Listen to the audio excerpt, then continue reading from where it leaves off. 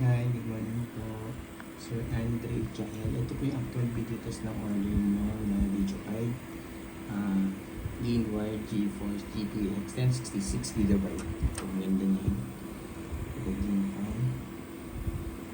Tapos, may 6-pin power connector required po. Galing po sa power supply yan. Video po yung isaksak pag ipapaksan yung PC nyo. Paano po yung mga wireless sticker? Bawal po alisin or buksan po yung video card para po in case may problem, papalitan po namin namin. Basta po intact yung mga wireless sticker. Pag inalis nyo po or bilis yung video card, void po yung warranty. Hindi po yung mag-accept ng warranty claims na open po yung video card at inalis po yung mga wireless sticker. Okay po sir, panood po. Sige na order.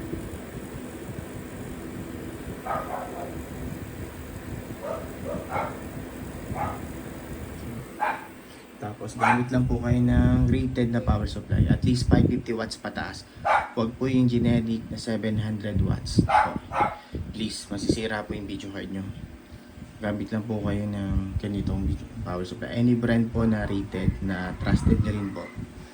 Yan, pwede rin po to. Meron kami ito. 1,900 brand new Insil po. Legit po yan. 80 plus bronze rating.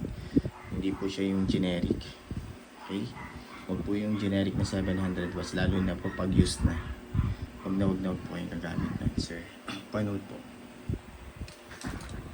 Tapos yun, sa per mark, tinitest natin. Time check. Na-running siya. Yan. Yan. Exactly 5 minutes na po. OpenGL errors na. NVIDIA GeForce GTX 1066GB. Leading po yun ang MSI Afterburner ito. Tapos yung graph. Napaka-smooth and stable lang po. Straight na straight lang yan, sir. Walang kahit na anong issue. Yung buong screen. Walang random restart or random shutdown. Walang hang and freeze. Wala din po BSOD at car-based display na lumalabas. Napaka-smooth and stable lang po. Guaranteed po namin. Wala po kayo magiging problema or sakit ng ulo. Okay? I'm running po ulit. 5 minutes. 39 seconds na. Napaka-smooth and stable pa rin po. Yung fan, napaka-tahimik lang. Okay. Po. Close ko na po ito. Yan. Yan po yung per mark, yun po natin. Yan yung sa Afterburner. Ito po yung kanina nasa upper right corner ng screen pinapakita ko. Ito po yung nare-read nun. Tapos GPU-Z, full details and specs po sa GPU-Z. Yan.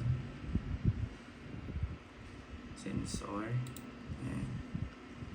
Lahat naman po may lining. Right-click lang po sa desktop for driver check. Yan. Napaka-importante po na naka-install yung driver ng video card. Kasi kung hindi po, it means hindi po working yung video card or may problem po yung PC. Yan. Kailangan po naka-install yung driver.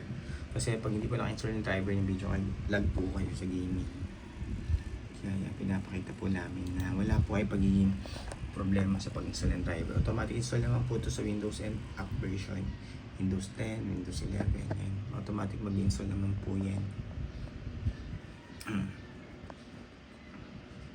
Kung hindi naman po siya mag-automatic install, pwede naman po yung download manual install. Yan po. Driver version.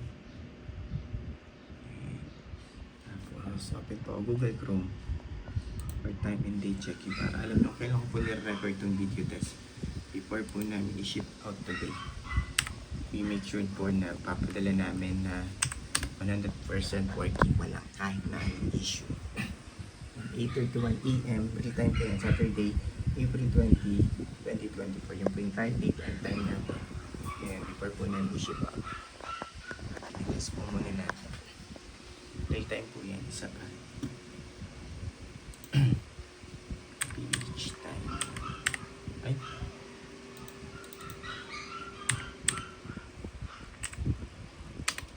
Para dalawa yung time and date natin. Reference. Same lang po sila. 8:31 AM, Saturday, April 20, 2024. Yan po yung current date and time natin, real time. Before po namin ship out. Yan. Pag gusto nyo po i-double check kung legit at kung real time, yan, pwede nyo pupuntahan yung website Ito po yung isa, ito po yung isa. Okay. Yun lang po Sir Andre Child. Okay, close ko na po ito. And shutdown ko na po itong PC para ma-ship na po namin itong order niya. Okay.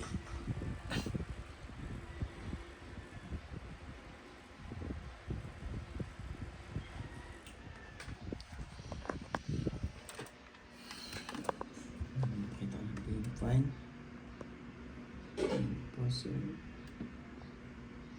Buong buo po yan. Napakaganda.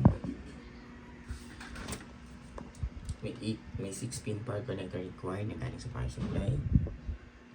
Warranty sticker po namin. Please note po ulit, bawal po alisin or buksan yung video card para in case magkaroon man po ng problem, papalitan po namin ngayon agad. Basta intact po yung mga warranty sticker.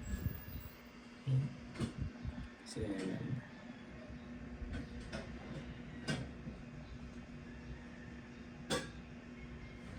Power supply po recommended namin 550 watts pataas. Huwag po yung generic na 700 watts.